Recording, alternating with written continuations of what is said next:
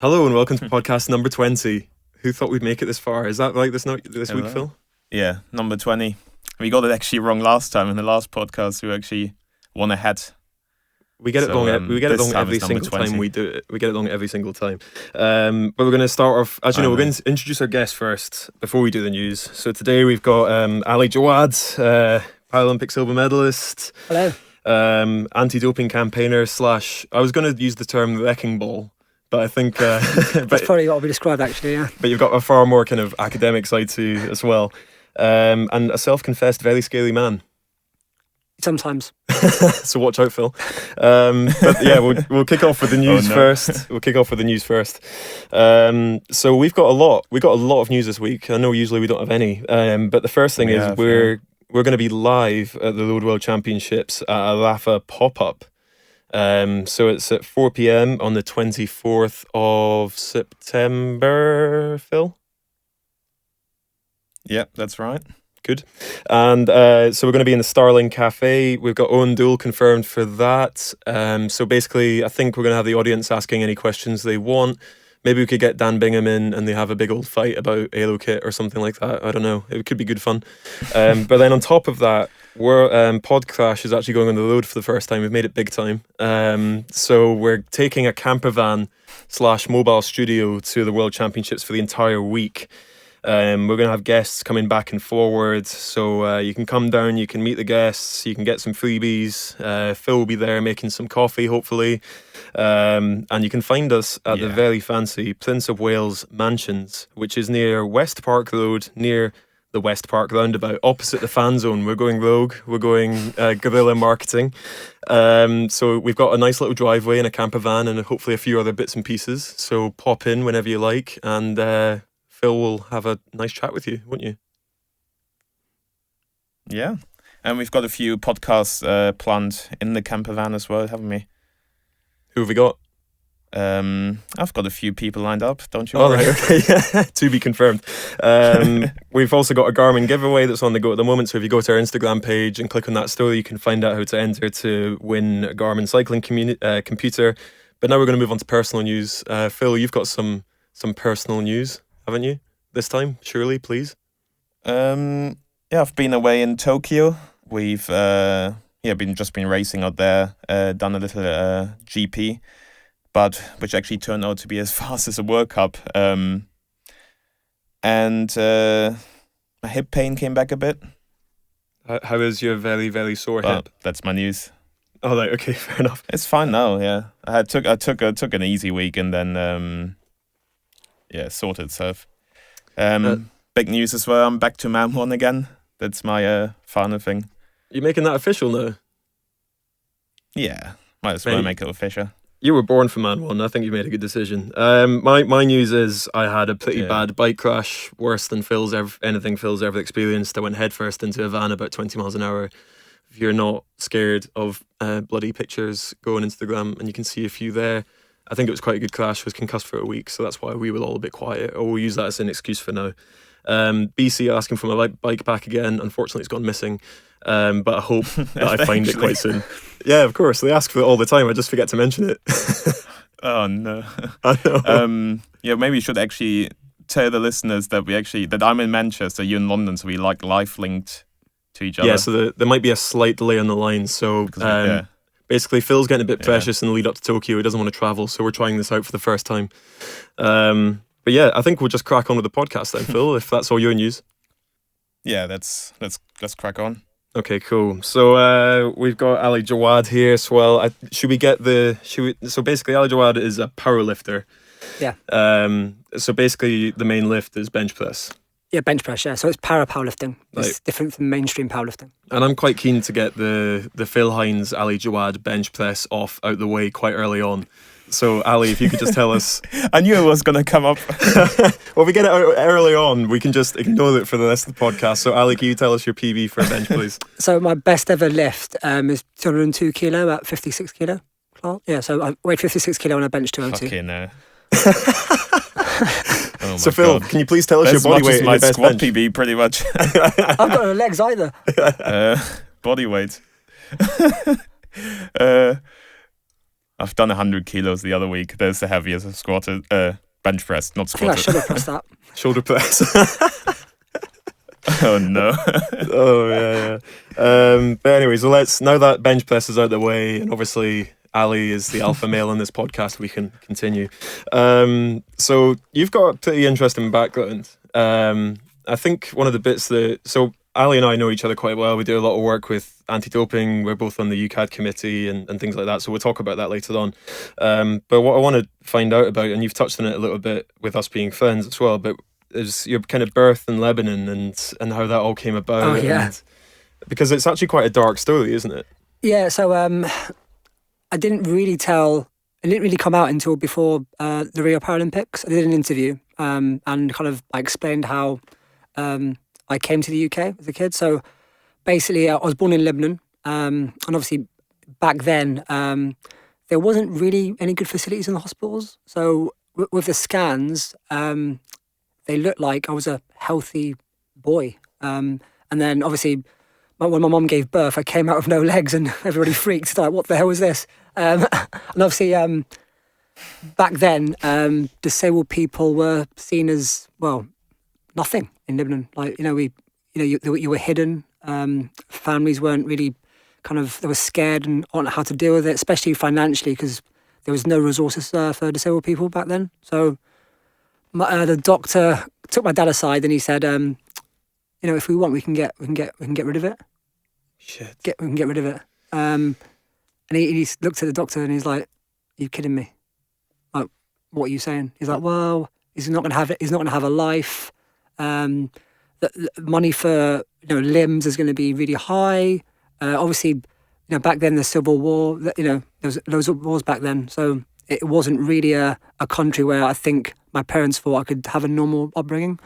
So, Can we dial in on that? What that doctor said though for a second, because I mean that merits a bit more of an explanation. Because obviously, like whenever you go into the medical profession, like you're sworn to like do no harm. Yeah. I guess. And would I be right in thinking that like Lebanon's probably a country that is, before we even get to the point of essentially quote getting rid of a baby that's been born, there's not a country that has any kind of termination procedure or anything like that. So for that to come out in a country, especially with that culture, is massive, you'd think. Yeah, I didn't even know about it until I was 14, because I went to Lebanon for the first time, and it was my granddad that told me. He said, "Oh, you've gone up, and we're very proud of you." And after what happened, I was like, "What do you mean? What happened?" Then he told me, and I was like, "Oh my God, I could have died! Wow!" So my parents actually never told me until I was 14. Wow. So it was a bit of shock, but actually, what was your reaction? Well, back he then I first was told like, you? I thought it was a joke. But then I realised actually I knew why we came to the UK, and what they had to do to sacrifice to get here. Because obviously, no qualifications, they didn't speak the language, had no money, and it was very scary for them, and they didn't want to leave family, especially in a war-torn country. So I realised at 14 the sacrifices they made to get me there, and for me, I'm lucky because they've given me a life that I can only have dreamt of. And obviously, Lebanon's better now. It's not the same, but I think if I did stay, I think I probably, potentially might not have the life I have now. So I'm very lucky. It does sound like your folks were really invested in this baby boy at that time, anyway, because obviously you're here today, and they went into so many efforts to get you to this country. But how does that leave you on a few principles? Because obviously, information like that can't not have an influence on your life, I guess. So. What's your thoughts on, Lebanon as a country, and the lives of disabled people there now, and and even kind of people who are looking to come to the UK because they're facing issues such as this? Yeah. So I think Lebanon's still got a long way to go. I got invited actually by the First Minister of Lebanon after Rio. So obviously he saw the story. And he was like, "Oh my God, we need to bring him over, and we need to, one, apologise. Two, I think he should." So I did a keynote speech on why having a Paralympic committee for Lebanon would be good for the country. Not only to kind of empower disabled people, but also increase the facilities, increase the exposure, and obviously make them, become equal. And they're doing that. They have invested. I saw the facilities. They are getting better.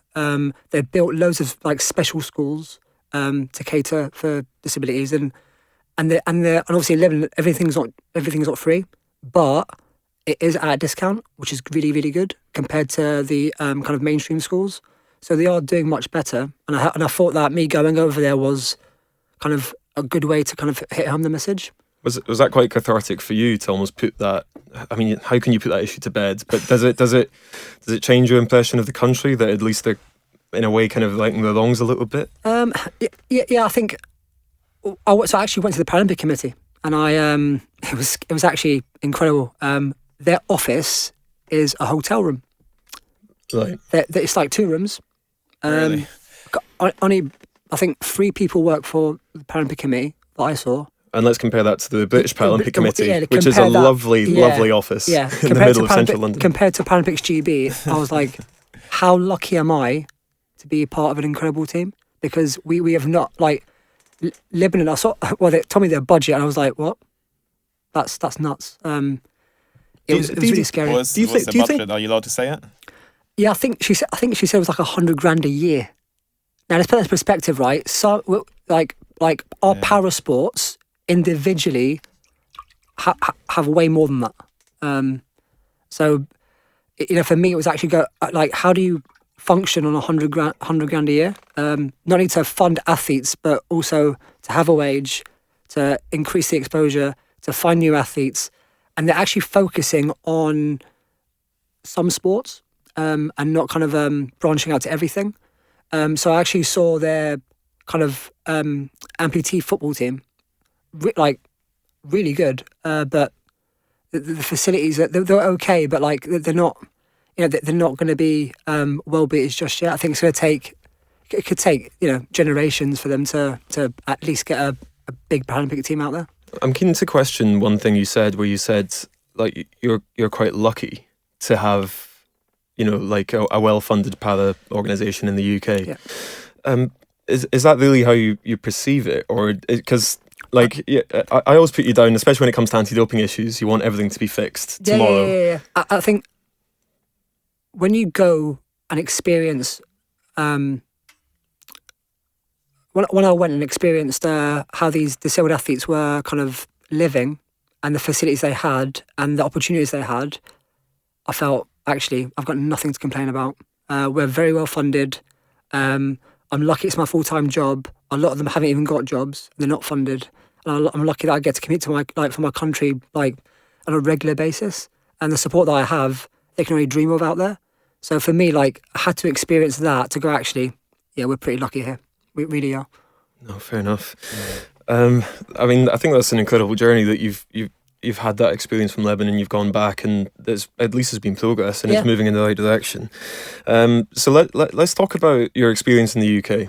So you moved over here at 6 months. Yeah, 6 months old, yeah. Which obviously has made you lose any kind of Lebanese accent. Yeah, it's gone. My parents hate me now. I can't even communicate with them. Oh, do you don't speak the native language at all? My Arabic is it's really poor. Oh, okay. Yeah, and when you try to speak English to my parents, they're like, "You're going too fast." Going too fast. So when did the opportunity of sport become presented, or did you have to seek it out? Like, when did it become presented to you in the UK? Yeah, so when so my upbringing was my parents decided that they wanted me to have the most normal life I could, and they thought, I've got a physical disability, but they thought actually mentally I'm actually quite clever. So they thought, right, he's going to have to use his brain. So he's not going to go to a special school. He's going to go to a mainstream school, and he's going to go to a school that has no facilities. So he can adapt, he can learn the hard way, and hopefully it puts him in good stead in the future. So I remember this very well. So my first school had loads of stairs and hardly any lifts. And, I was obviously used to going up the stairs by myself, leaving the chair downstairs and chasing someone that pisses me off. But the school were really kind of apprehensive about how is he going to cope when there's loads of kids in the playground or there's assemblies and my parents were like, no, trust me, he's fine. He's probably quicker than them. And I had to kind of prove it to the school. And eventually, like, the school were, they were really good. I had a carer just in case, just for safety, that, so they didn't want me to get hurt, and I understand that. But like, they knew from an early age that I was actually very capable of handling myself in any situation. I think you have quite a unique approach to like mobility issues for compared to a lot of other people. So like, even when we were booking, we were talking about getting you on, and then we were booked in with a different studio, and I was like, shit, I haven't checked if they've got accessible studio. And then I messaged you, like, and I was really shy about it, and I was like, mate, like, do you mind? I think there's 2 flights of stairs. You have to go down. And you're like, yeah, no problem. That's fine. I'll do that. Fine, yeah. But like, I don't think that's the case with a lot of other athletes or disabled people. It's very much a principle of I will not go there until it's accessible, which I think is actually fair enough. That's fair enough. Yeah, it is. Yeah. Why do you think you have a different approach to that? I think it's because the schools that I went to didn't have the best facilities, and I had to adapt very, very quickly. So for me, going upstairs is easy. Going downstairs is actually fun because I get to slide down. So for me, it's like a roller coaster. And my parents have always said they'd rather me do it the hard way to adapt than them kind of sugarcoating everything. So I've had to learn from an early age how to fight my way through. I think that's put me in good stead now. So how does that kind of come together when you're like on a camp or something like that, and maybe some of the athletes say, no, I'm not going there, and all of a sudden you're jumping out your chair and sliding down the stairs? So every time I book a hotel, they're like, do you want an accessible room? I'm like, no, it's fine. And the receptionists are like, what? But you can't walk. I'm like, yeah, I can walk. They look at you like, what is, like, you can't walk. So I think I'm lucky that, I can get out of the chair. I'm actually quite rapid without the chair. I can go up downstairs quite easily. So for me, like, I'm actually not in the chair indoors. So people will see me outdoors in the chair because obviously I don't want to be kind of crawling on gravel. But indoors, I'm actually off it because actually I don't need it. Yeah, mate, I mean, like, you're miles quicker than seeing splinters go through an airport. Yeah. Phil, you had a question? Yeah. So when you actually go up like a flight of stairs, do you like carry your wheelchair up with you, or how do you do it? Yeah, so sometimes if I'm by myself and there's stairs in the way, I literally like the chair's only about like 10 kilos. So for me, like that's quite light for a powerlifter. So for Phil, that's a lot. That's a lot. It's like lifting up a feather. So you should see me on the tube. They go absolutely nuts, right? Because like on the tube, they're like, you can't come. I was like, why not? Like, well, we haven't got a lift. I was like, it's fine, I can go down the escalators. And they freak out. So what they do is, I actually, like the other week, I saw the woman call for, like, I think security to make sure that I'm not going to get hurt down these escalators. Because, like, what I do is I get off, sit on the escalator, fold the chair, and just like, wait, and then just go down. Do you find that infantilizing? A little bit. Nah, because like people look at you and smile and go, hey.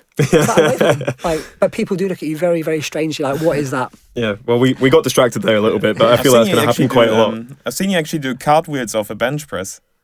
Well, yeah. Well, they're my kind of token celebrations. So I can definitely be a gymnast, I think. Are they? That's his Mobot, mate. Yeah. You need to do your research. Okay, so we got distracted there a little bit. I said that might happen quite a lot through the podcast, but that's kind of how we operate. We often go off in tangents. But so we're talking about school and all that kind of stuff, and the challenges you face there, but then when was sport presented as an opportunity? So when I was, so the context behind sport for me was when I was about 6. It was the Atlanta Olympics, and I watched Michael Johnson do that historic double, the 240 meter double, and I thought, oh my God, I really want to be like him. Because I saw him on top of the podium, he was crying his eyes out, and I was like something just kind of hit me, like, I want to be like that. But I thought to myself, wait a minute, he's got legs and I haven't, and I can't run. But I still want that feeling, so I need to find a sport where I can get that feeling. So ever since I was 6, I've wanted to compete at the Paralympic Games. Was that ever like a little bit of almost, I don't know, like rebellion against your parents? Because they were always like, you need to use your mind. Yeah. And then you were like, no, hold on, I can do something over here. So my first real sport was judo when I was at 11. So I didn't actually do any sport for another 4 or 5 years because it was all about homework. So in school, I got to secondary school, and judo kind of got presented to me only because I had a fight at the playground because some person called me a legless pig. That sounds like a comeback of the quality that Phil produces quite a lot. And I thought, oh, that's quite mean, so I'm going to beat him up. So I literally got off the chair, chased this kid, tackled him, and just started punching him. The teacher saw me, but she obviously overheard what he said, so she got where I was coming from. She goes, look, you've hit him. You're going to have to come to detention. I was like, I never get detention. My parents are going to kill me. But I was like, you know what? My parents will believe me if I said I'm doing homework after school. So I'm like, yeah, Mum, I'm doing homework after school, so come pick me up an hour later. She's like, oh, that's really good. So the teacher was like, right, meet me in the sports hall for detention. I was like, it's usually in a room, but okay. So I got to the sports hall, and these judo mats were out. I thought, what's going on here then? And she's like, have you ever done judo before? I was like, I don't even know what that is. And she's like, I think you'd be quite good. So that's when I really got pushed to do sport. And I did it for, 4 years? Okay, so as much as it was like Michael Johnson, it's also that teacher. Yeah, she was incredible. She in 4 years, she taught me the art of training very, very hard, being very disciplined, but also balancing my studies. Okay, so you actually think that's what's given you that athlete mindset was what that teacher gave to you as well? Yeah. That's incredible. So yeah, she gave up a lot of her time for me. Okay. Well, no, I think sometimes you do land in gems like that. It's like when I was starting out, I was lucky to find, one of the most enthusiastic coaches about cycling that you possibly could meet, and that enthusiasm is infectious. Yeah, it is. And then you get so much from sport and other avenues like that as well. So you took up judo, but then when did powerlifting come in then? So powerlifting was an accident. So in 2004, I went to a very, very, very high event in para judo, really like a kind of senior event, and I was only about 15, and I managed to beat a 28-year-old. He's not been beaten for 7 years, so I thought I was going to Athens. I honestly thought I was going to Athens, and that was the hardest fight of my life, but it was the greatest fight ever because the whole judo arena stopped and it was on my fight. I was in the middle. It was great. I didn't experience anything like that before, but after the fight, I honestly deep down thought I was going to the games. And when I came back, now she didn't know. She didn't know the rules. So she said to me, Ali, look, I've inquired, but there's no category for amputees at the Paralympic Games. I was like, what do you mean? She's like, it's only for blind and visually impaired. We can't get you to a games. And I just looked at her, I was like, 4 years of waste. She's like, well, you can get to world championship level and you can fight able-bodied if you want to, but I don't think they'll even allow you to go to the Olympics. Because obviously, I know Oscar Pistorius came into play 8 years later, but back then in 2004, no para-athletes were doing that. So I had a choice to make about, right, well, it's my GCSE year. I'm not going to make the games no matter what. I was really upset. So my parents were like, well, concentrate on your GCSEs, get good grades. It's not about sport, it's about your brain. And so I kind of retired from judo, took a year out, focused on my GCSEs, and it was after my maths exam that my friend was like, oh, I'm really stressed, let's go to the gym across the road. I was like, no, I can't be asked, I have to go home and revise. My parents will kill me. He's like, oh no, it's fine, it's only an hour. So went to this gym across the road. So you said to your mum, I'm studying after school again? Yeah, okay. So we went across the road. This gym, I'm not kidding, was like spit and sawdust. It was leaking everywhere. You had big men grunting. It was it was dirty. It really was. Do you not like gyms like that? I quite like that. That's the thing. So my dad would always make me watch the Rocky films growing up. So I was like, this is amazing. Apart from the grunting, because it was scary. And these men were lifting big weights. So I've never been in the gym before, ever. So I've never lifted, right? So I was about 16, first time ever in the gym. And obviously, my mate was like, oh, let's go do some bench press. I didn't even know what that meant. But I saw some guy do it, and I thought, okay, I'll just copy him. And then I just kept putting weight on. And it got to, at the time I didn't know what it was, but I lifted 100 kilo on my first attempt. Oh, Phil, that's embarrassing. Did you actually? Yeah, 100 kilos on my first attempt. I know. The whole room. Hey, I'm not the only one that only just lifted 100 kilos in this team. So like the whole room. Just to make myself feel better. The whole room stopped, and this big guy comes up to me. He's like, "I need you to stay right here and to go get somebody." So I said to my mate, "We're in trouble. I don't know what I've done wrong. We need to get out of here right now." So we didn't even like take the weights off. We literally tried to leg it out of the gym, and this old man stopped me. He's like, "Excuse me." I was like, "Oh no." He's like, "Did you know what you've done?" I was like, "I don't know. Please don't hurt me.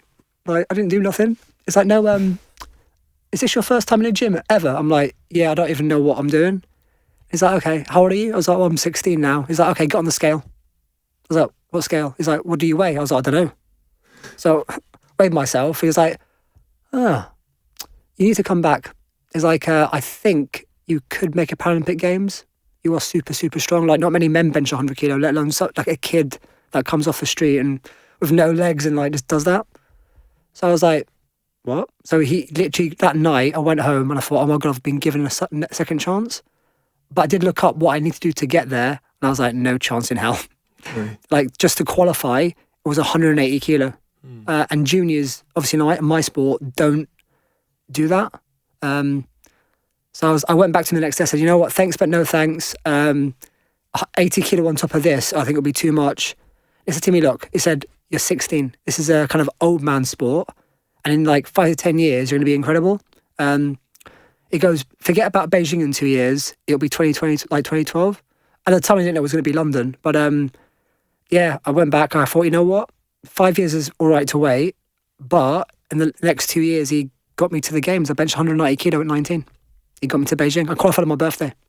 Wow. And I kind of understand why you said lucky earlier, because, you know, it was by chance that you got involved into judo. It was by chance that you got involved into powerlifting. Like, how does that affect your psychology as an athlete today? Do you kind of think, you know, because I guess like my flatmate kind of used to say, well, Cian Maddie's often left in this program. He's kind of like, you know, if the form gods decide I'm going to go well, I'll go well. Otherwise, there's nothing I can do. So I'll just, you know, not enjoy competition as I normally do. Like, how does that influence your thought process as an athlete? Do you believe in luck, or is it very much like you make your own luck? No, so I think I was lucky that I've had very good role models along the way for every part of my journey. I've never had one bad coach, and every like all of them have brought things to the table that were different to the others, but they've all installed something in me that it's not about luck. It's about hard work. It's about getting through challenges, and it was about kind of having a huge goal, but forgetting about it because it's actually a distraction, and focus on the everyday, on what you can actually control. And having that as a kid, having that installed into you, maybe now has made me kind of more critical of other people because I've had it for so many years, and I've had to learn so quick, so young. So like holding people to your own standards. Yeah, and I think that's what's kind of my problem sometimes, that I know that people have not been brought up like that, and I have to kind of appreciate that actually I can't be too harsh on people. Well, it's nice to hear you say that, Ali. No, so I guess you touched on the Olympic Paralympic Games there. That just seems like such a quick turnaround and transformation, and especially given the disappointment you'd had in judo. Yeah. I mean, was there something about pursuing a goal that was achievable this time and you actually believed that you could do it? Because when did you suddenly have that mind shift between 180 kilos, I can't do that, to I'm going to make the games, I'm going to do it? To be honest, when I came back to him the next day, I said to him, it's impossible, I'm a kid. He said to me, well, yeah, but you have to remember, like, all these Paralympic champions in your sport, what were they doing at 16? Forget about what they're doing now, what we're doing at your age. He said, with the right guidance, you're going to be better. But also, it was him that got me into anti-doping. Oh, was it? It was a conversation the first week. I think this is one of the commonalities between our sports. Yeah. So I think it's quite difficult to be involved in weightlifting and not know about anti-doping, just as it is with cycling. I think your average cycling weightlifting fan knows a lot more about anti-doping. He got me obsessed with the kind of notion of a clean athlete beating a cheat, because he hated cheats. So the first week, I remember in the gym, he sat me down after a session in his office and he said to me, he goes, listen, son, he goes, in 10 years, you're going to be on the podium at Paralympic Games. He goes, I guarantee it. He's like, you're either going to be third or second. I was like, oh, that's really good. He's like, well, no, it isn't, because you know the person in front of you is probably dodgy. But how does that work? 'Cause I feel like so when I only got involved in all the sports governance and nonsense pretty much after I retired, or close enough, because I feel like having that knowledge in your mind can be such a big distraction, and also because I always struggle with the fact that because you don't know, you have very good assumptions, but you don't know that they're cheats. Like, did you actually find it a distraction, or? No, because he said two things. He goes, you've got a choice to make. He said, you either win at all costs, or you can sleep very well at night knowing you're the best clean athlete on the planet. He goes, I hope it's the latter. If not, get out of my gym. He sounds like such an interesting book. And I was like, what? It's like, what drugs? Who's taking drugs? And he's like, you got in the worst sport for drugs. I can't believe that. It's true. I looked it up. Like our positive tests at the Paralympic Games in powerlifting is obviously one of the worst at the games. We've had a lot of bad history globally. It's gotten better now, but historically powerlifting has been quite bad for it.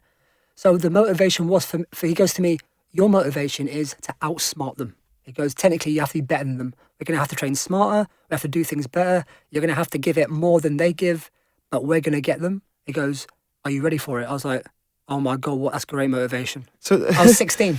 So like, I'm struggling with this a little bit, because if someone had, like, cycling's got a similar reputation, and if someone had said to me at a cycling club, you know, you can either win at all costs, i.e.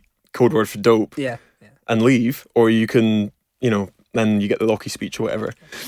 But I mean, do you say the same thing to kids that are coming through a little bit? I can't do that now because, I say to kids that it's going to take you on average, especially for the men particularly, about 7 years to get to a games, because it's such a high standard. So to put into perspective, as a man, you have to bench at least 3.5 times body weight just to go to the games, just to qualify. To medal, you're talking about some silly strength. For the women, it's around that 2 times body weight. So it's still a very high standard. If you compare powerlifting to the able-bodied side, every world record is higher. So we're the only Paralympic sport to have higher world records than the able-bodied. So the standard is silly. So what I say to kids these days is like, it's going to take you a long time, and be patient, and you'll get there. And it's going to be tough. I'd never ever say, oh, by the way, you're going to be up to lots of druggies, because I know some of them. You don't give them the choice. Yeah, because I know some sounds of like them, the Matrix or something. Because I know some of them might run a mile. Yeah. I was lucky that I got raised in a way that challenges are good, but I know other people weren't raised that way. You have to kind of slowly introduce them, and then they'll find out their own way. Sometimes if you kind of grill them first, like, oh my God, what's going on? So talking about the fundamentals of the sport, is the reason that it tends to be over, like, athletes that are older, is because, like, you don't fully develop until about 23? Yeah. So the peak age is actually, for the lightweight men, historically the peak age is between 27 and 33, and then the heavy men, it's actually in their 40s. It's because they've got more fats around their joints, they can probably last longer. I assumed it would be a testosterone thing as you develop as a kid. Well, as a kid you can make a lot of gains if you train properly. But it's all about technique as a kid. But yeah, your strength really does develop. It takes a long time to be strong, especially at that level. That's why I always encourage starting off very early. I think you touched on a really interesting point about one of the real pluses of your sport, because I've seen you, like, do appearances at, like, fitness expos and stuff like that, and they see you come on and they know your body weight, and you smash it out the park, and it's actually one of the great attractions of that sport. They think I'm a freak. Yeah. They also think I'm not doing. Well, they think I'm dodgy as well. Oh, right, I have to try to convince them that I'm, like, clean. Well, listen to this podcast and you hear why Ali decided to be clean. Yeah. But yeah, so you got to the games. Well, I find it quite interesting. You see all these normal guys bench pressing and do this arching back thing, but obviously you can't do it. So I don't arch. Yeah, I don't arch. What's stronger? Yeah, it's because I've actually got no flexibility. If I could arch, I'd have it. Arching is good. Yeah. I think arching is safe because it retracts your shoulders, it gets your lats engaged, and actually it reduces your range of motion. For me, I haven't got that flexibility. I'm not lucky enough to have that, so I have to make up for it by being extra strong. But whoever's got flexible back, you're good to go. I mean, just to explain that for people who don't know what we're talking about, Yeah. We all do. But so what you'll see, if you see someone on a bench, you'll see them arch their back. So they essentially, it's measured by the bar touching your chest, isn't Yeah, it? yeah. So if you can arch your back and raise your chest higher, the reduce the range distance. of the distance is a lot lower. Yeah. I see that taken to extreme sometimes, where Yes, it's literally the equivalent of a quarter squat. It's like, yeah. and you're done. They're very lucky. They can be that flexible and not break. It's can't- actually allowed in competition. Yeah, you can't police it. There's no limit on how much you can arch. And if you do try impose rules on it, it's very hard to measure. I'm a fan of arching because I think it's safer. I think if you are going to be flat, you are going to cause massive injury, and you are putting yourself at a disadvantage. Why would you want to be flat? So I think arching for me is a good thing if you can do it. So talking about the implementing rules and stuff like that, you had a little bit of a controversy, haven't we, at the London 2012? Oh my God, yeah, goodness, yeah. Can you talk us through that and tell us where? So the Beijing to London cycle was a very bad cycle for me. Obviously, the night before I competed in Beijing, I got very sick. Turned out to be Crohn's disease. Actually, so we should probably, if we're getting the timeline straight, we should talk about that Beijing first. yeah. So Beijing on your birthday. Yeah, so qualified on my birthday. Mm-hmm. Got to the games, buzzing that I was going to be there. I was going to compete against the top men in the world. 3 days before the comp, I bench pressed a weight that would have won bronze. So I was actually, oh my God, I'm a dark horse. I can't believe at 19 I could do this. The night before I competed, got back from the food hall. I thought, I feel really ill. Have I caught something? So I went to the doctor. They're like, you've got a head cold. I was like, this is not like any other head cold I've had in my life. That's classic sports doctor. Yeah. So That's what they say to Phil every day, and they happen to be like. I was like, I don't know. I thought, it's not a head cold because I've obviously trained for flu before. So it's not a head cold. What are you doing training? Hold on. What are you doing training through flu? You need to rest, mate. No, Rocky would never do that. So that's what I did. I had that mentality.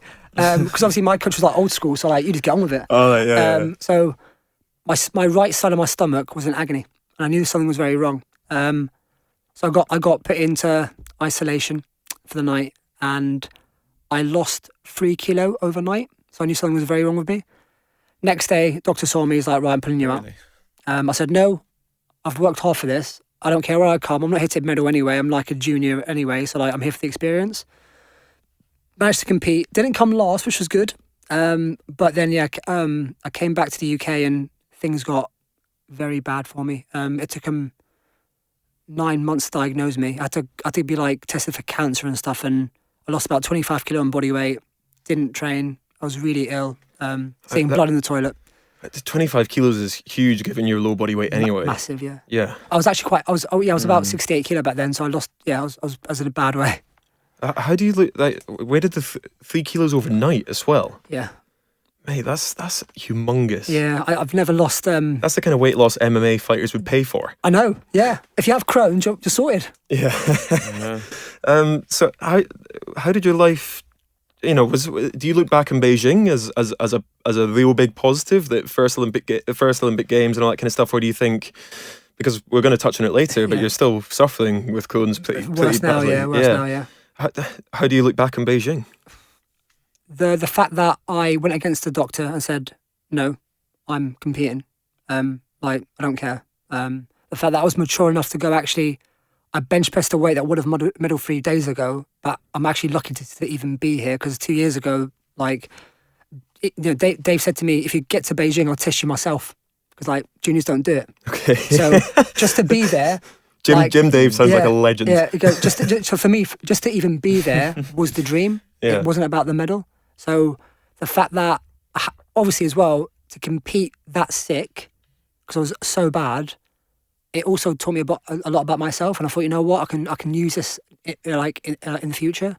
And I've had done. For me, that was the start of me getting through difficulty. That was my first real setback as a person, because I've always had it. What were you like after the competition? I was really upset because I thought, what if I didn't get sick? But also at the same time, I thought, you know what? I've gotten unlucky. It was out of my hands. I knew what I did to get there. And sometimes, you know, I knew that I was young enough to come back better. And the thing that actually made it better was back then, so his name is Zhang. He was like the greatest ever lifter back then. So he bench pressed 240 at 75 kilo body weight. That's nuts, right?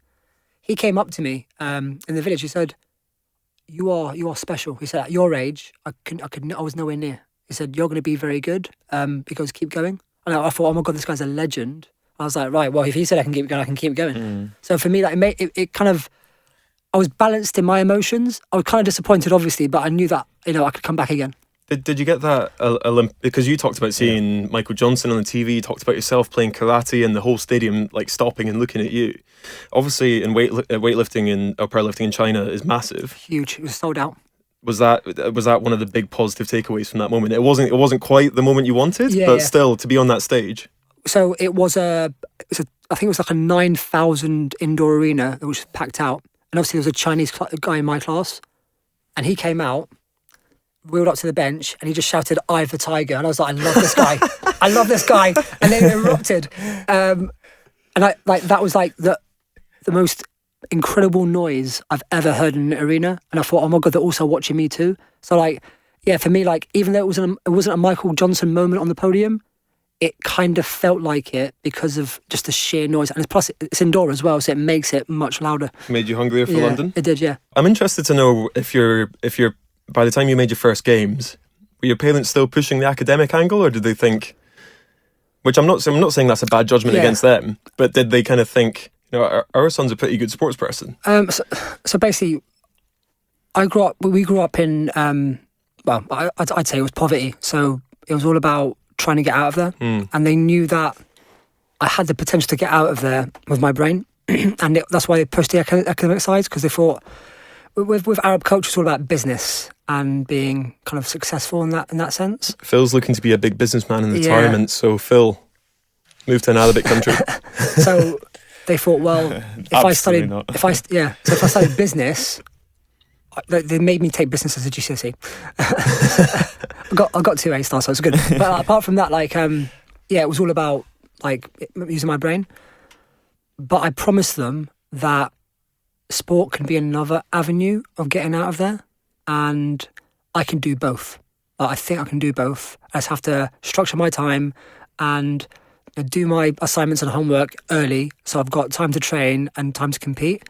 And that's what I did, and I promised them, and they backed it. Oh, okay, fair enough. They knew that I was clever enough to do it. Because I think that's an interesting angle for parents, because some of them, no matter how successful you become as a sports person, will always push the academic angle, and I completely understand that, and that's got its merits. But I was just interested to hear the point where, you could be honest with your folks, saying, "I'm not actually studying, I'm not in detention." Finally, yeah. Yeah, I'm actually in Beijing, guys. Yeah. Surprise. So let's talk about the diagnosis when you came back. So obviously that was quite a long journey to become diagnosed with Crohn's disease. Finally, probably a lot of stress along the way with possible cancer concerns as well. So how did that kind of change your life from the point where you were diagnosed? What changes did you have to make, both sporting and personally? So when I came back, I went to actually see the GP, and I remember him saying, "Oh, you're fine. It's just you've gone through a very stressful time. Maybe a calm down after a games is massive for many people, especially a first one. And I get what you were saying. Obviously you've been to games, and the calm down afterwards is quite low after a massive high. So I got what you were saying, but I said to him, I'm actually really sick. It's not a calm down. I know what a calm down is. I'm actually in agony." He goes, "Oh no, just give it a few weeks and let it settle. Live your life normally now, because you're back to normality." And come back in 2 weeks. And then 2 weeks was the roughest time, because I was in bed bound. I was bleeding in the toilet, not eating, literally in pain, collapsing in pain on a daily basis. Obviously my parents being very concerned, freaked out. And they had some blood tests, and I remember this day, your bloods are, I literally got the call 24 hours later, your bloods are abnormal. You have to come in. We have to do more tests. And months went by, them testing me for like cancer and other kind of conditions, and they couldn't understand why I'm losing this weight. I'm in agony. I'm bleeding, and I look like a zombie. I look really scary. So, well, losing that amount of weight, you would look like it. Yeah. It was actually when I went to. So British Weightlifting at the time said, you know what, enough's enough now. We're going to get you a specialist. So I did some tests, and he goes to me, these inflammatory markers are very, very, they relate to IBD. I was like, what is that? It's like, well, it's inflammatory bowel disease. I want you to go get scoped. It could be Crohn's, it could be colitis. And I was like, I have no clue what that meant. So I got scoped.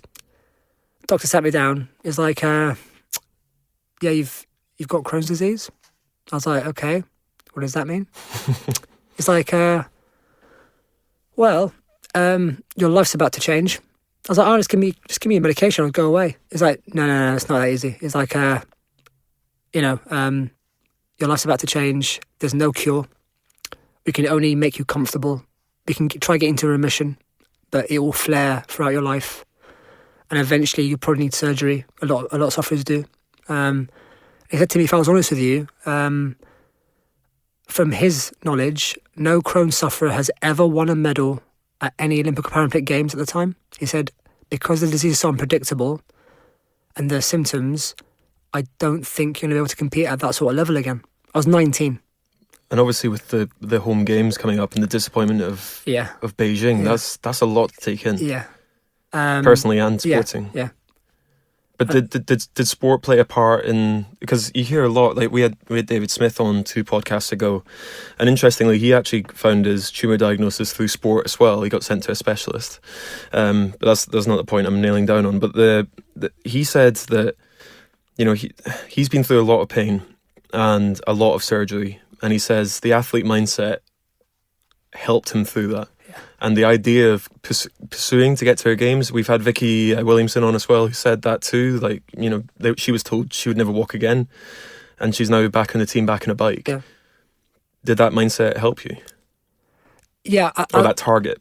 Well, yeah, because for me it was like, when he said it, no sufferer has ever done it, to his knowledge, I thought, I don't think you know my attitude. Like, you know me as a Crohn's sufferer now, but you don't know me. Like, I got raised in a way that, you know, it was like a proper Rocky Balboa style. Like, there's no excuses. Like, you just find a way. But I think I was naive at the time of just how serious it was. Because I knew it was serious, because when I'd lost all that weight, but at the time, I just didn't know the challenge in front of me. As a kid, you don't. You think, there's my goal, I'm just going to go do it. And I tried to make a comeback, and I got much worse for it, because I just didn't have a clue what I was doing.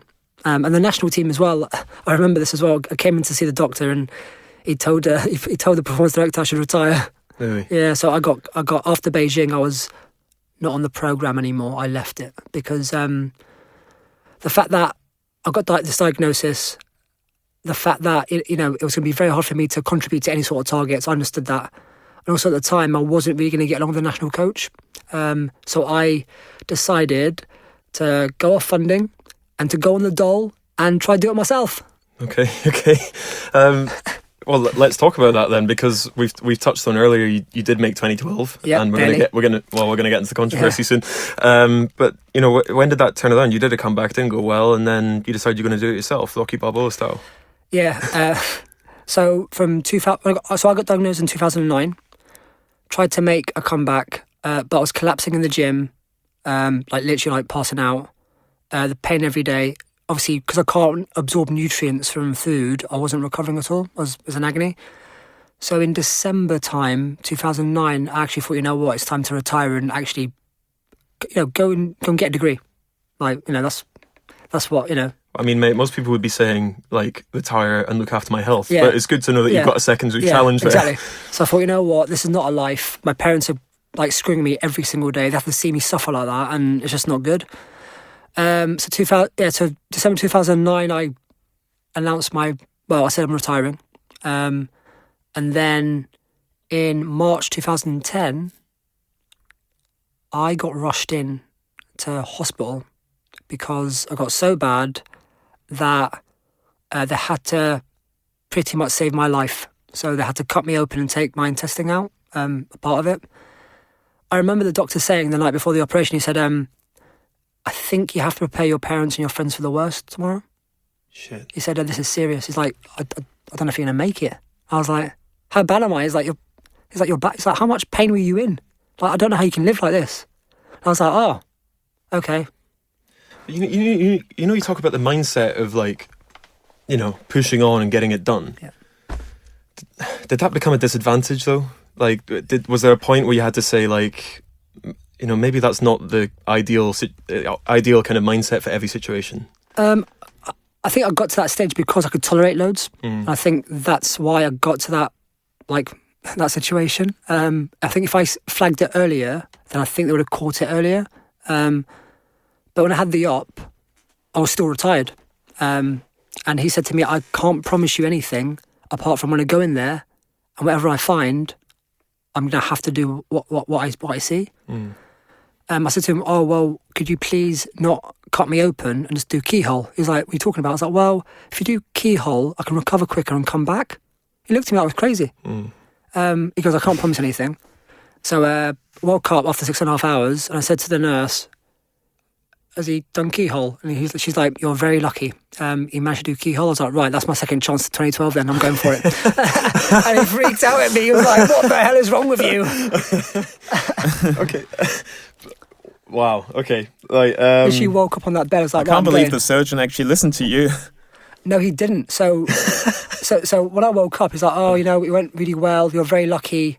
Go rest. I was like, Darren, I was wondering, the Commonwealth Games are in 5 months in Delhi. Can I make it? He's like, no, you need 6 months off. I was like, no, I think I can make it in 5 months.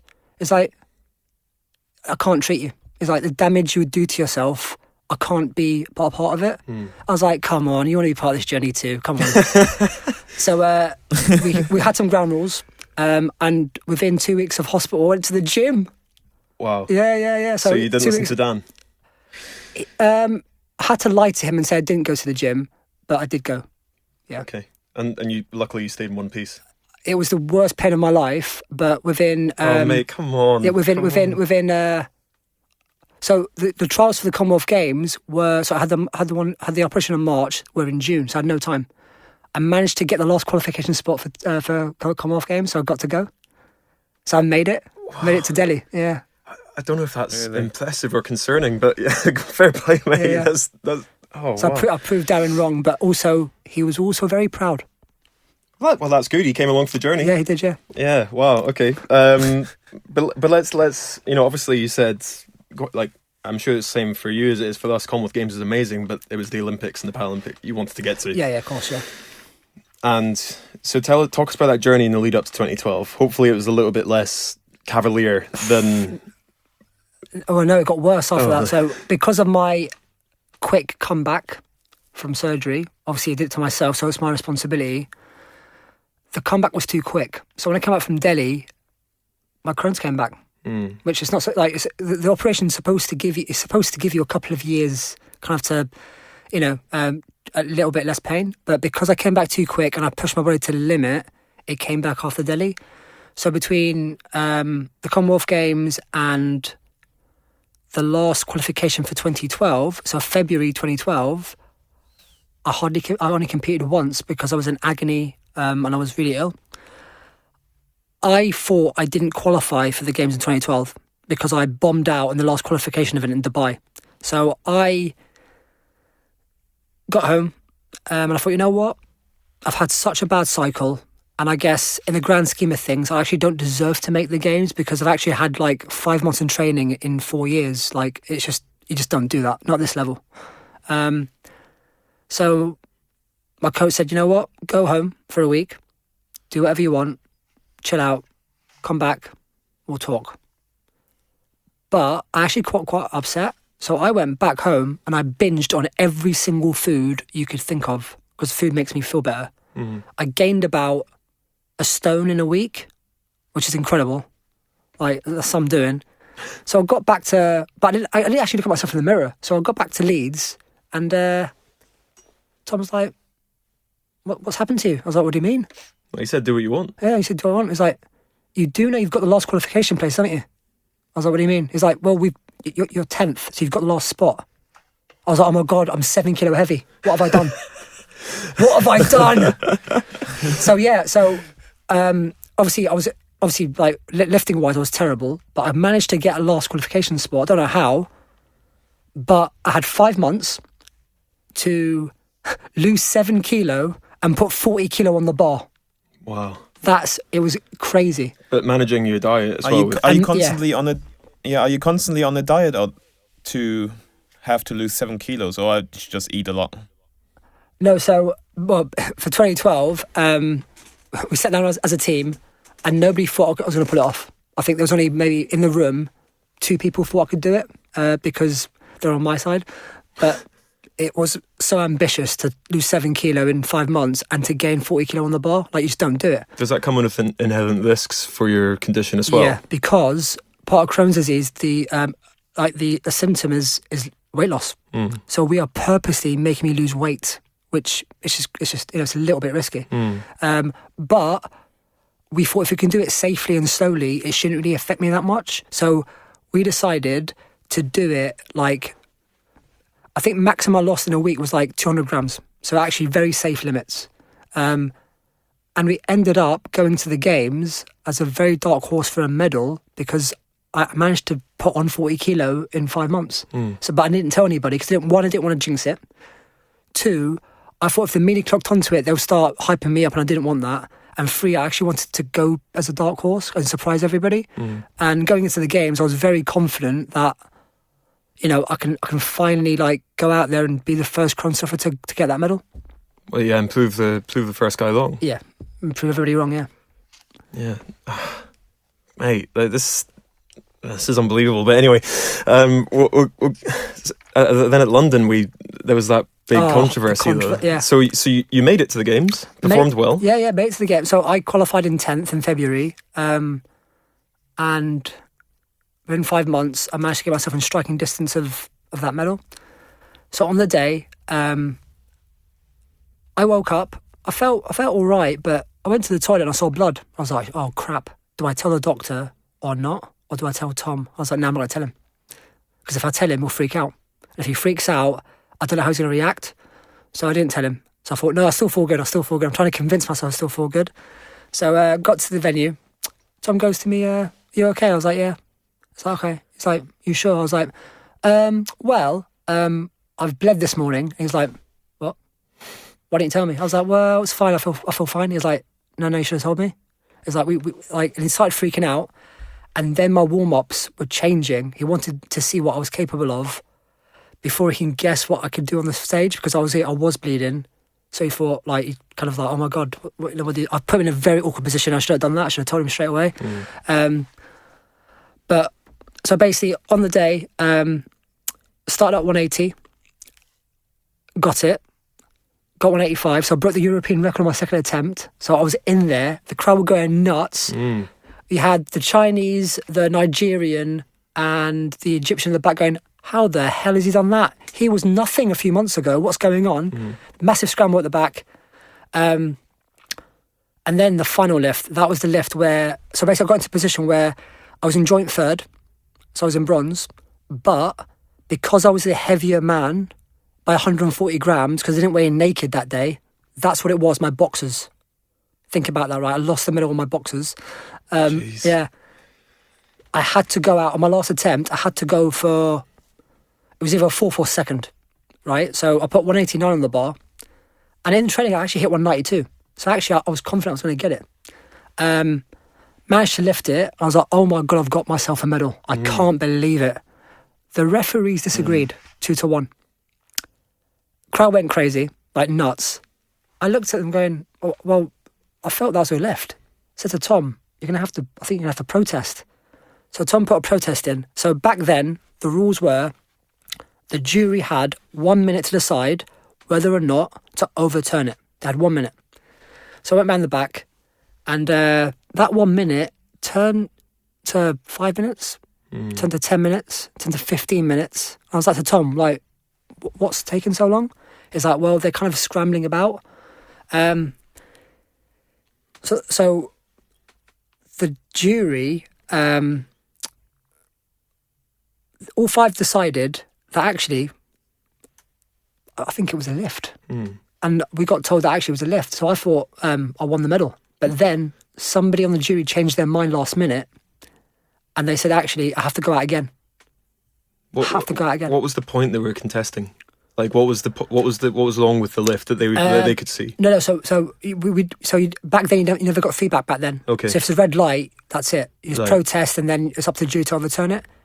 The jury, one person on the jury, just wasn't sure. They wasn't sure. All the others were for me.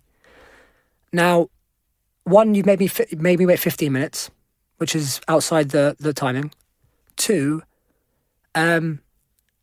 we never got given a reason. And to make me go out and lift again after 15 minutes maximally is hard, especially for someone that's very fatigued as it is. What would be the standard? 5 minutes. Like, Yeah. we get 3 minutes as it is, but for me, I can probably lift like 5 minute max. Okay. After that, you start getting cold. Yeah. So I went out on the 4th attempt, and Tom was like, you know what, you're going to have to rip every single muscle in your body. This is it now. Like, this will change your life. Like, you deserve that lift. Go out and get it. Managed to lift it again, and they didn't give me it. So I collapsed in absolute agony on the podium, on the platform, because like all my muscles had just cramped because I'd put so much effort into it.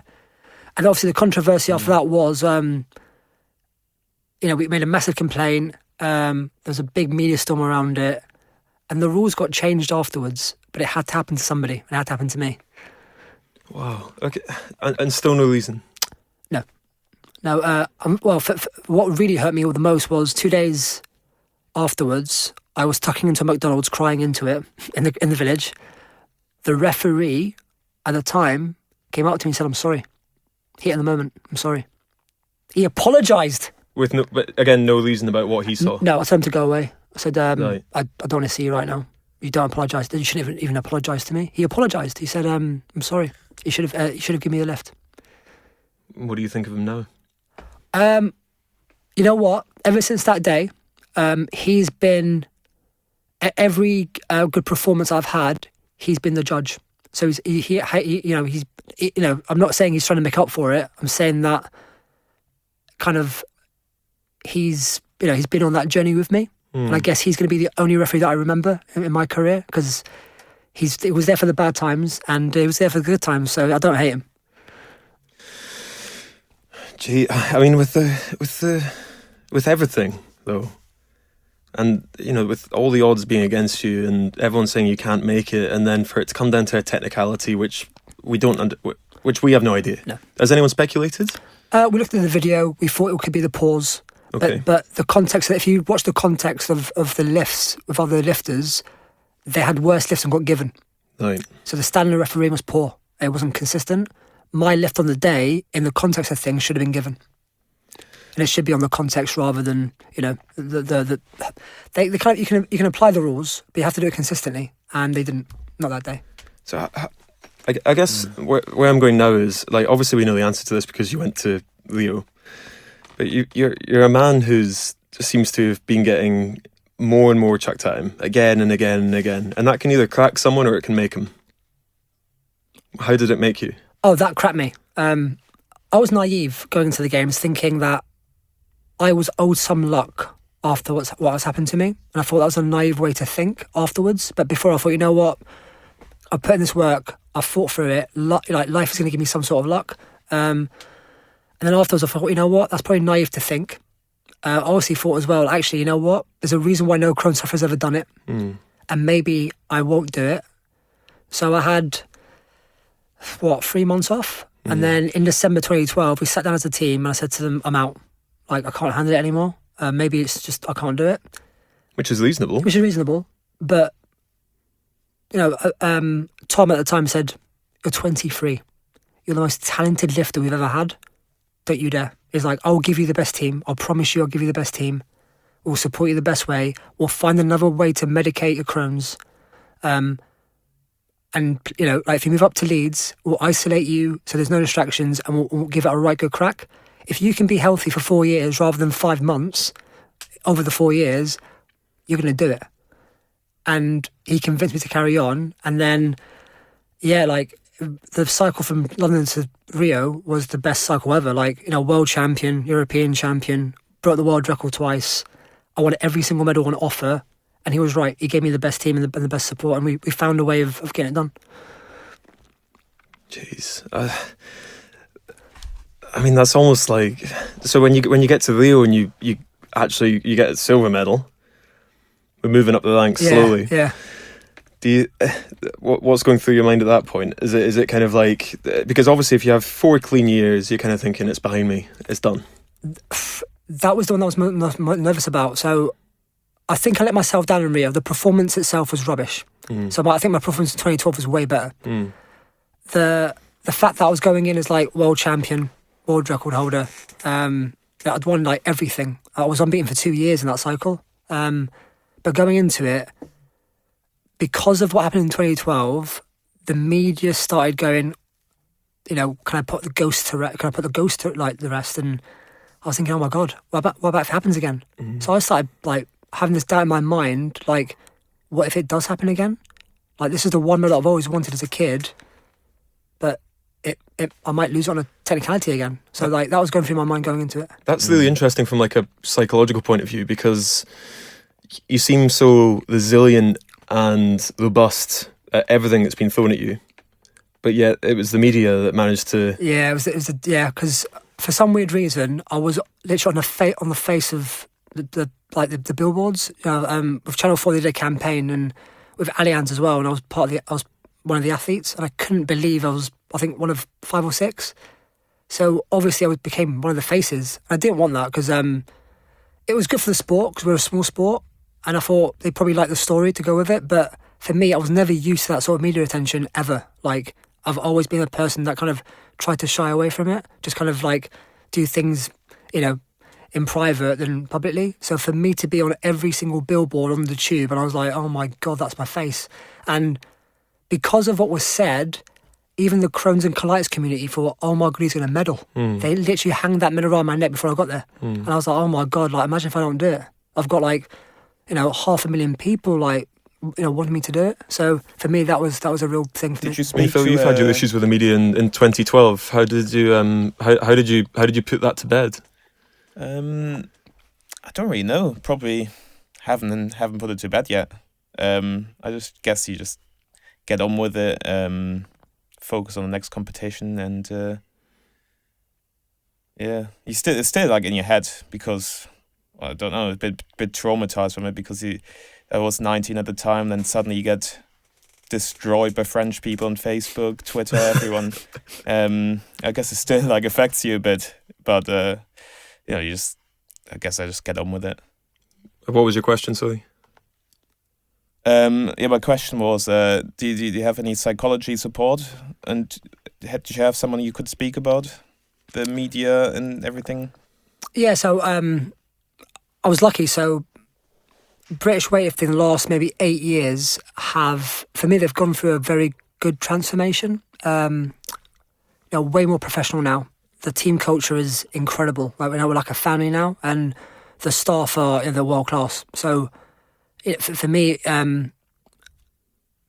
having that kind of support, because they knew what was on the line, they knew what was at stake, they knew what I'd sacrificed, they knew what it's taken to get me there, and they knew suddenly there's pressure on me now. So they knew me, and because they knew me, they could, like, I didn't even have to speak. They would ask me if I was okay, and then we have a conversation rather than I go to them, because they can just suss me out. They know me very well. That comes with its own caveats, though, because, you know, you said you quite like being a dark horse, and you talked earlier about, you know, trying to come in under the radar and surprising everyone.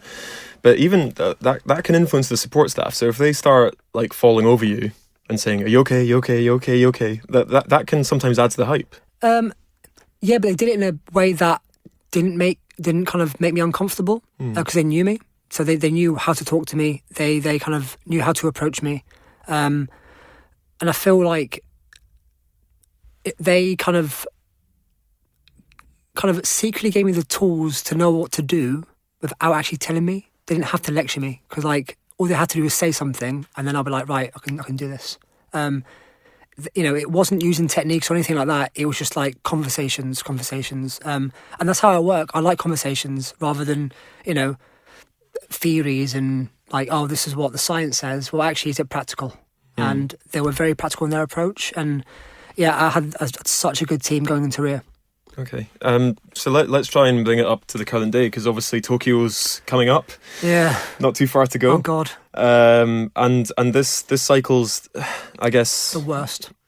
Well, you said it yourself. I wasn't going to Yeah. say the worst, but yeah, can you tell us a little bit about the challenges we've got coming up to Tokyo, I guess? Yeah, so probably the biggest challenge to date. So after Rio, after the success, I had the biggest flare of my Crohn's of my life, and I've not been able to get myself into remission since. So I've been in a flare for the last 3 years. The medication stopped working, the one that got me through to Rio, and we had to find other medications. Last year, I think it was September time, we sat down with the consultant, and the consultant said, "I'm sorry, but you've actually exercised every single option you have medically with any medication. You've got 2 options, pretty much.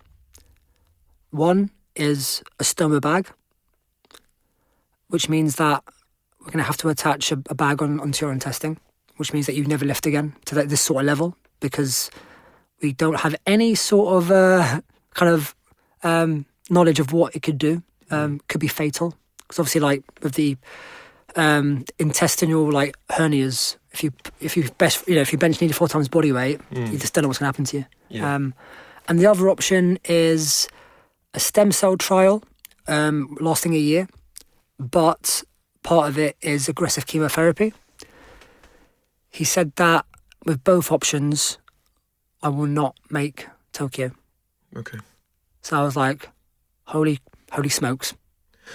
But so you actually took. So I guess my question here is, did you take that medical opinion seriously this time? Because previously they've said stuff to you and you've been like, "What's this? Let's just fix it," or like, "Stuff you, I'm in the gym tomorrow." So I think So I went away, and obviously, like, I've got my own consultant, but my own consultant works with the team doctors. So at the EIS, we've got doctors that are very, very good too. And I spoke to her about it, and she goes, "Yeah, that's she agrees." But then I said to her, "I think there's another way." And I was like, "What?" She's like, "I think there's another way. I want your opinion on it, and I want your honest opinion on it." So basically, with Crohn's sufferers, when they flare, they get given a medication. You're not really supposed to be on it for a long time because it's very toxic and the side effects are very bad. And long term, it's not very good for you. But it does the tricks like short term. So it makes you eat, makes you gain weight, it reduces the inflammation. But long term, it's just not very good for you. But I thought to myself, and I've had it before in my career for patches. I thought to myself, well, what about if I'm on it for 2 years? And then they started freaking out, thinking, actually, no, it's going to be like risky. They just don't know the long-term damage, especially with the dosage that I had to be on, quite a high dosage. So I went back to the consultant. I told him what I thought about this other option that wasn't given to me by him. He was hesitant. We had to try and convince him. We tried to get as much evidence as possible. We did our due diligence. We got second opinions, third opinions, fourth opinions to try and not justify why, but is it a way of, one, getting me there, and two, what are the risks? Like, what are the big risks? And the team's job was to give me an informed guidances on what the risks were, the consequences, how we could do it, and it was up to me whether or not I gave it a good crack. And I forced the issue. I said, I think I can do it this way. It's going to be hard. There'll be challenges. I'm going to be in pain every day.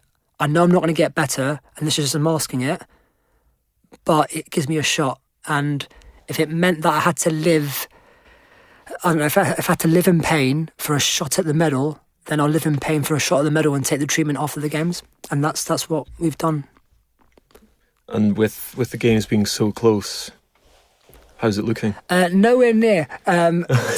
So, yeah, I've missed. So after Rio, I didn't compete for 18 months, and then competed last May, and I've not competed for 18 months since. I've missed 4 comps in a row. There've been a lot of challenges that have been like in the way, not just for me, for my team, and it's very difficult. I'm in a very difficult position because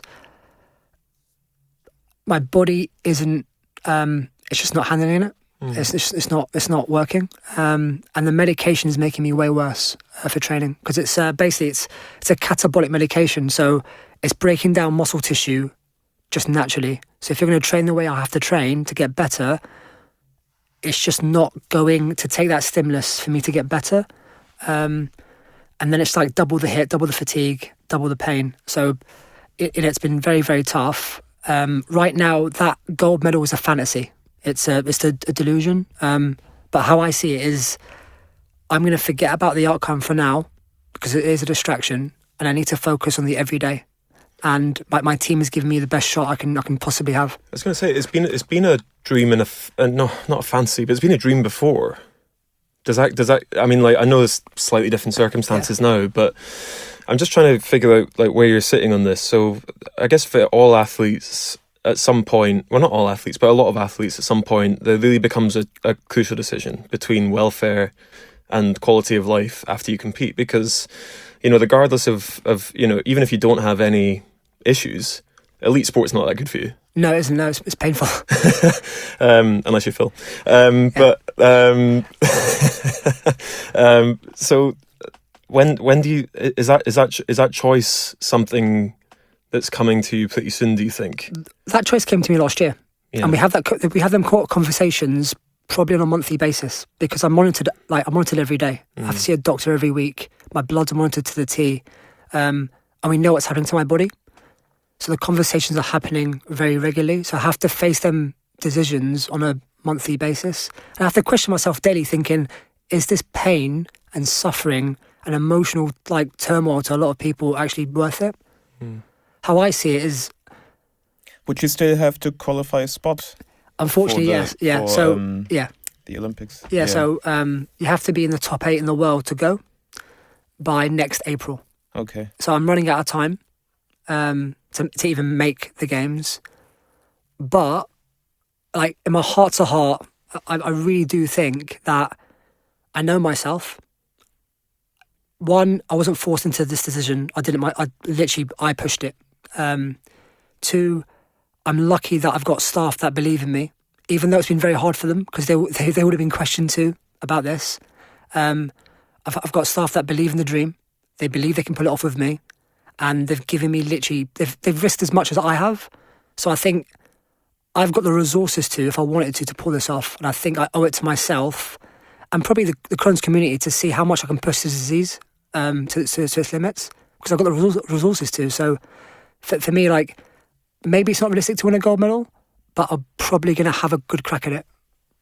I think in terms of proving it to Crohn's, like, you've already got the medal, but to top it off with a gold would mean everything, so much. Yeah, everything. Yeah, it would be the perfect way to potentially bow out. It would be good. Wow. Okay. Well, Ali, I really genuinely wish we had more time. I'm sure we're going to get you back on to PodCrash. Sorry, I keep saying the name wrong. We need to change the name, Phil. Very very soon. But I think from all of us, and I'm sure all our listeners, we wish you all the best. We'll keep it on the down low so the media don't get a whiff of it. Yeah, don't. And like, I think genuinely it's been such a harrowing story. And I guess my final question is, something that was interesting from David Smith was, you know, he kind of said that he has mixed feelings about almost being defined by an illness, I guess. And that's something that we try and do in the podcast. We're not going to sit you down and just ask about Crohn's or just ask about disability. Like, you're a credible sports person, and we want an incredible sports person. We want to hear about that too.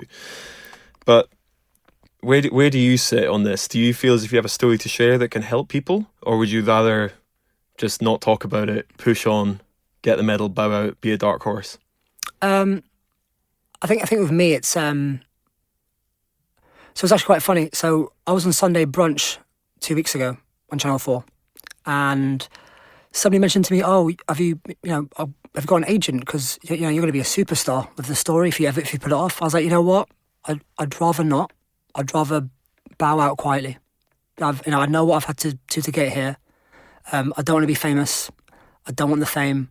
I just want to get that medal, achieve the dream, like my dream, and now I just want to go home. So it's very much a personal endeavour. Yeah, it's a personal thing. Well, Ali, I think, we definitely need to get you back on, because there's so much more to this story than what we've got time for today. But thank you very much for coming on. And if people want to... Yeah, thanks for coming on. I know you don't want the fame, but if people want to follow your story and see what you're up to, do you want to have a shout out for your social channels? Yeah, so they can watch my training videos, I guess, on Ali Jawad Powerlifter on Instagram, and I'm on Twitter at Ali Jawad 12.